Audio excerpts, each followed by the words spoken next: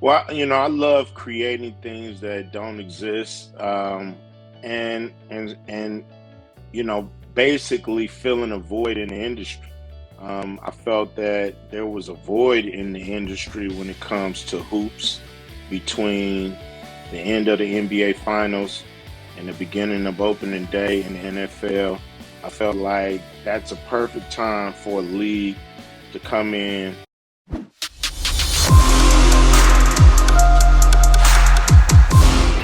Welcome back. National Football Show. It's your boy Big Sills. Appreciate everybody stepping in with us. Thank you very much for everyone coming in here and talking with us here, man. We so appreciate it. By the way, Jennifer, I sent this email to Xander, and it looks like November, The Rock's coming on, and we will talk some ball with him, XFL, all that stuff. It starts up in January with him. And as I've talked with Ice Cube in the past about this, these guys and these entrepreneurs starting up all these new sports leagues, I think it's so dope that they get an opportunity to create jobs for players that were building of great brands and also kids who still want to fulfill their dreams like The Rock has with the XFL. And it was another huge year for the big three. And we bring our friend in Ice Cube now. And Cube, I appreciate you doing this, man. And I'll tell you, I heard something you said this could be one of your greatest accomplishments, what you've accomplished here with Big Three. Fair? Without a doubt. All the people that it's, helping, all the people that enjoy it. I'm not setting a stage for myself like in a movie or a record. I'm setting the stage for, some great players who I enjoy, who are my heroes, the Hall of Fame coaches we have. They all have a piece of this league too. It's not just, they're not just out there coaching. They have an invested interest in the success of this league long term. And these are guys who started the NBA, but they don't have a piece of the NBA. So, it's something that I feel like, I'm on a mission to make sure this league stays successful and continues on the upward swing. Cube, is this year 5 from what I understand, right? Year 5. What's been the difference today compared to like when you first started? The growth of the league, the players that have been involved, the publicity that we see around the country. It's almost night and day from when you first tipped it off to where you are now. What's been the biggest difference for you, though? We have a great fan base that comes and makes sure that they're watching the Big Three every week. Our ratings were bigger than some of the leagues that's been established over decades. Some leagues got several decades on us, and our ratings are better. Our athletes are as good as they've ever been.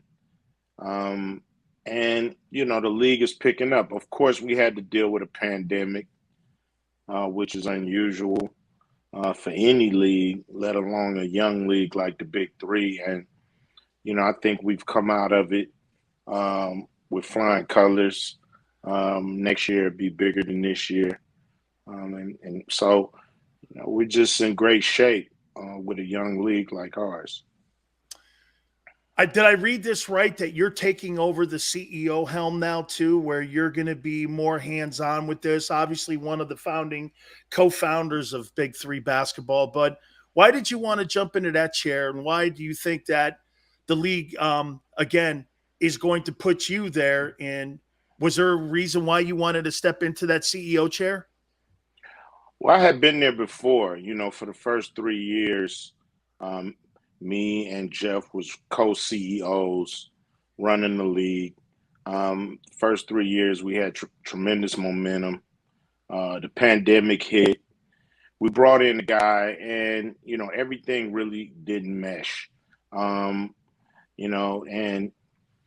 we just felt like to get this league back on track, the people who founded it, started it, and really understand the fan base and how to do this should be at the helm. So I decided to pick that back up. I've always been involved, with the day to day of the league from, you guys just don't know, from picking uniforms to picking out venues, strategies.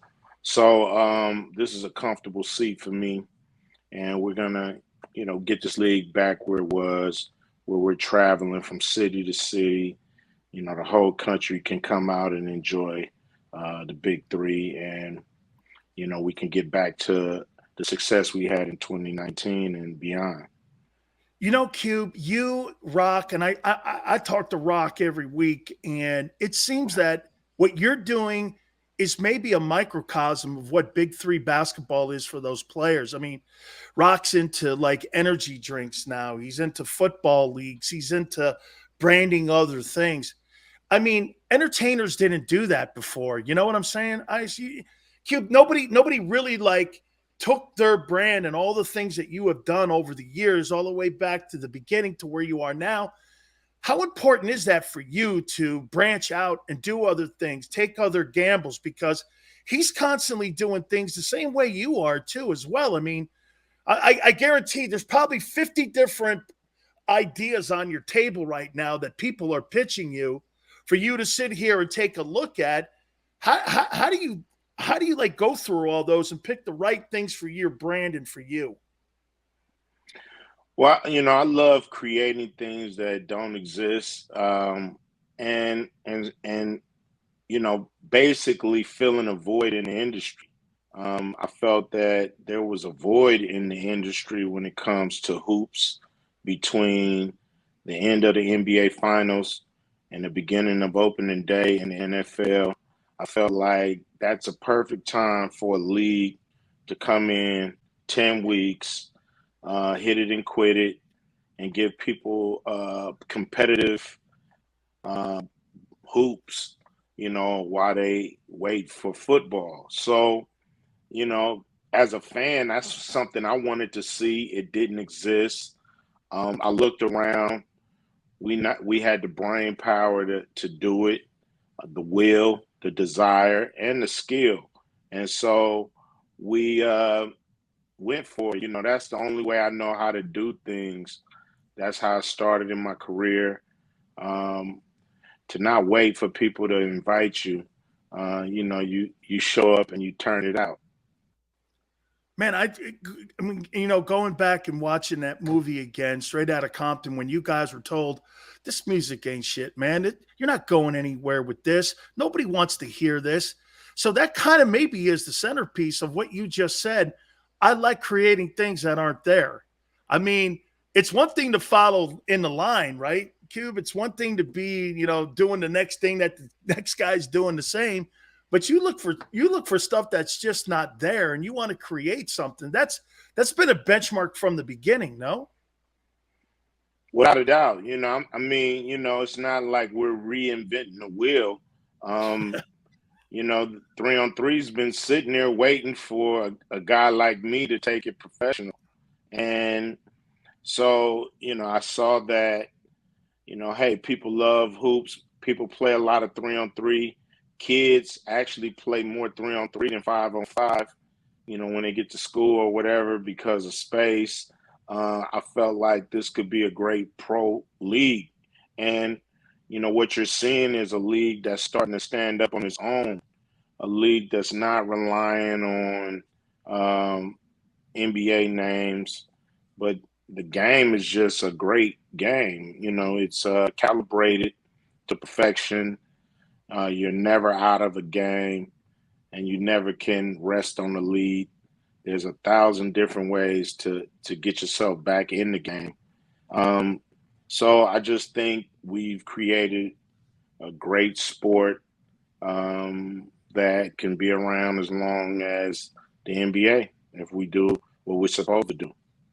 Couple last questions for you here, Cube.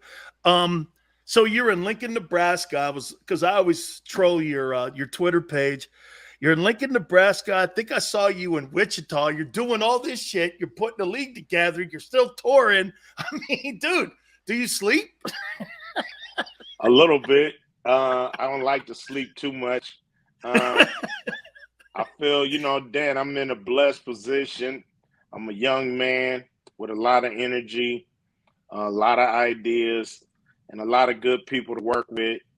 Why not? We got to get it while the getting is good. You know what I mean? Absolutely, man. I gotta. Hey, Cube, you got to tell me, man. I mean, there's no doubt you seeing also this too. I got a friend that's a friend of mine with LL Cool J, and he goes, "Hey, you're getting Cube on?" I go, "Yeah." He goes, Cube and him are buying TV stations and shit too. They're doing all this. I go, "What?" He goes, "Yeah, your boy Ice Cube's buying sports stations, TV stations with LL." To me, that sounds like you'd like to see more African Americans in sports broadcasting, because I've said this before. There's just not enough of them. Sports are dominated by African Americans, and we don't see enough African American sportscasters, Cube, and I'd like to see a little bit more balance there. Yeah, I think, balance is the key to life. It's a spice of life thing. Of course, I believe, the more the merrier. The more voices you hear, the more opinions you hear.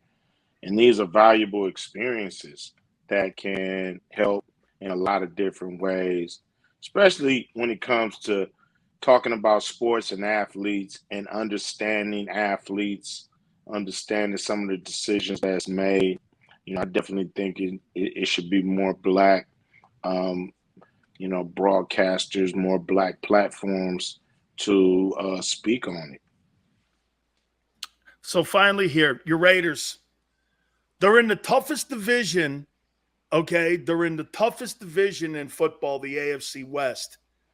What do you see happening out of there? You got the Chargers in there, the Chiefs. Now you got Russell Wilson getting paid big money, $246, could be $296 million over 7 years. I mean, where do your Raiders fit in this whole thing? Well, I think we got a great team. We got, a new coach. We'll see how that works with our quarterback and our, offense, defense, special teams. It's a tough division, which is probably what the Raiders need. If we can get through this division, we're definitely going to be battle hardened enough to go deep into the playoffs. So bring it on. Bring it on. Cube, you always find time for me, man. Big Three's kicking ass. I mean, Sean McManus at CBS loves it. Everyone loves it, man. I mean, it's really remarkable the job that you've done with the Big Three, and I can't thank you enough for always finding time for me, man. God bless you, Cube. Thank you again for doing this. Anytime, man. I want everybody to check out our celebrity game this weekend on CBS, 4 p.m. Eastern. We got a celebrity game. It's cool. We got Gronk, Rob Gronkowski. He played Nelly, NLE Chopper, Jilly the Kid. They go at it. It's a great game. Then they're going to play behind the scenes of our championship. Check us out this Sunday, September 4th on CBS, 4 p.m. Eastern. Absolutely. Trilogy wins it back-to-back, too. Congratulations to them dudes, too. Thank you, Cube. Yeah. Take it easy, Dan. That's my friend Ice Cube, man. I appreciate him doing that. That's really awesome on what he's accomplished with that Big Three basketball. So thank you guys very much. We'll get back into it. Please hit the like button. Don't forget my friends at Morgan & Morgan, where the fee is free. If you're hurt or injured on the job, there's only one place for you to go. That's Morgan & Morgan. For the people is not a slogan, okay? It's who they are. Last 30 years, they've collected over $13.5 billion worth of compensation for their clients. They will not be intimidated with any case.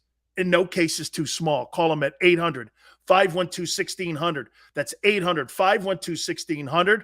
They have offices in Philly, New York, and in Florida, ready to take your call to represent you and your family. 800-512-1600. And when you call Morgan & Morgan, do me a favor, tell them Big Sales sent you. Many times when people are injured at a place of business, they don't realize they may have a case. The fact is, injuries should not happen. And most of the time when someone is injured, someone is at fault. Maybe the store manager installed a cheap, slippery floor, or there wasn't proper security. After an injury at a hotel, restaurant, store, or any place of business, it's so important to call us. Time matters, size matters. Morgan & Morgan, forthepeople.com.